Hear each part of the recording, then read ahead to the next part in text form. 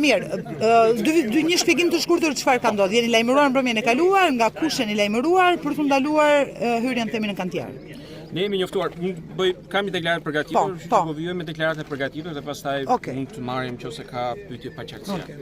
Okej, sot datë 18 maj në kantierën e aeroportit të Vlorës po zhvillohet një situatë pa precedent. Rreth 200 punonjës të MAPCO-s dhe të tjerë nën kontraktorë të saj po pengohen të hyen për shkak të një vendimi krejt paligjshëm nga administratori në detyrë, emërimi i cilit është i kontestuar nga MAPCO dhe është ndjekur në procedurë ligjore Veki Moxha, për të ndërprerë të gjithë hyrjen e makinerive, punojësve dhe kryerjen e të gjitha veprimeve të tjera nga ana e MAPCO-s, i cili është aksionari kryesor i aeroportit Vlorës me 98% të kuotave. Po diskutojmë për një investim të cilin MAPCO ka hedhur nga fondet e saj mbi 90 milion euro për ta kryer dhe po pengohet në mënyrë të njëanshme, krejt paligjshme nga një ortak i cili përbën vetëm 2% të kuotave, i cili më pas ka emëruar në mënyrë të paligjshme një administrator i cili vijon akoma me vendimarrjen në dëm të MAPCO-s, në dëm të projektit të Vlorës dhe në dëm në shkelje të tërësore të ligjit.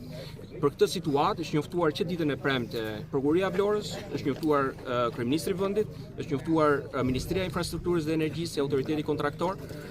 Pasi në mënyrë të njëanshme, Via pretendon për një ndërprerje kontrate, një veprim të cilin nuk mund ta kryejë, nuk mund ta zhvillojë dhe ky veprim pretendon që duhet të bëj ndërprerjen e punës. Kjo ndërprerje e punës do sjelli mungesën e certifikimit të aeroportit, do sjelli ndërprerjen e punimeve, sjell rrezikshmëri për vijimin e punës dhe sigurinë publike. Për të sqaruar edhe një herë, zoti Hoxha, administratori, të themi, është i Vias? Administratori Veki Moxha është i regjistruar në Qendrën Kombëtare të Biznesit si administratori Vias. Është emëruar nga një asamblee mbajtur me 2% të votave, që është nga aksionari minoritar Dyja Group. Po për cilën kontratë pretendon të prish? Pretendon të ndërpresi kontratën që është punimeve që është midis MAPCO dhe Via, e cila kontrata nëpërmjet të cilës po bëhen punimet në aeroport. Ju dini në çfarë faze jeni të punimeve dhe sa e pengon kjo avancimin e punimeve të aeroportit?